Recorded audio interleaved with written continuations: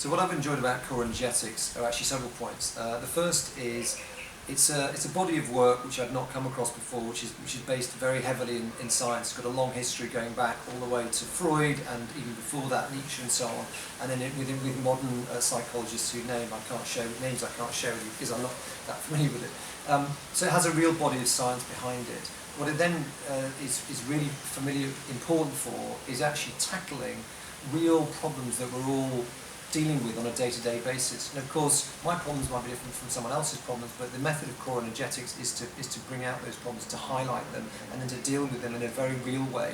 And I think part of that way is because of the basis in science, is maybe an intellectual way, but there's a much more physical structure. It's called core energetics because we're dealing with the physical and core energies, much of which are based in our subconscious and unconscious that we simply can't access. So that to me is the most exciting part of it, the fact that we're trying to deal with this area of the mind which we typically don't have any ability to connect with. So it is a very physical based practice, and it will vary on the method of intervention depending on what's relevant to you.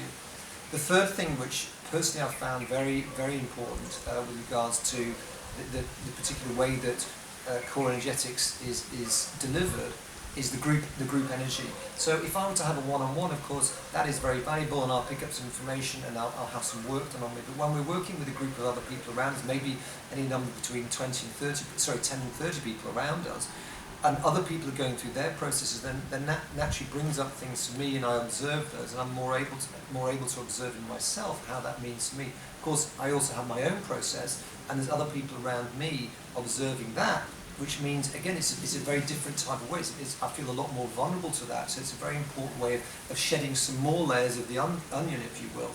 The final thing that I've really enjoyed is actually Ranil himself. I would say that the thing that struck me most about him, of course, not just his knowledge and the way that he delivers stuff, but actually is Ranil's humility. He's dealing with a group of people, as I say, really typically between 10 and 30 people at a time. And he's the expert and the person who is watching this group energy and shifting and working with it here and there. And at all times he is supremely respectful. As I say, it's often a physical intervention. He's very careful and gentle, but at the same time, when he needs to be tough and extract results from being physical, he knows exactly how to use it. So that's the final part of it. I mean, Ranil himself, he's a great person to work with. I've seen many different types of people have great results, including myself, and I couldn't recommend it more highly.